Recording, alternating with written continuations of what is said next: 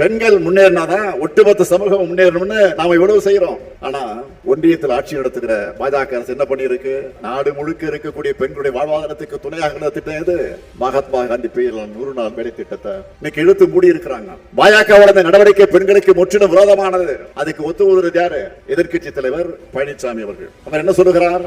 100 நாள் வேலை திட்டத்தை நிறுத்தல, 125 நாளா உயர்த்தி இருக்காங்கன்னு பச்சை பொய்ய பிரச்சாரமா பண்ணிட்டு இருக்காரு. யாரு? திரு எடப்பாடி பழனிசாமி அவர்கள். ஏற்கனவே ஆண்டுக்கு சராசரியாக 47 நாள் தான் வேலை கொடுத்திருக்காங்க. இனி அதுவும் கொடுக்க போறதில்ல. எதையாவது படிச்சாதானே இதெல்லாம் திரு பழனிசாமிகளுக்கு புரியும். கமலாலயத்தில் எழுதி கொடுக்கிற அறிக்கையை அதிமுக லெட்டர் பேட்ல வெளியிட்டு அதோட கதை முடிஞ்சு போயிடுறாரு.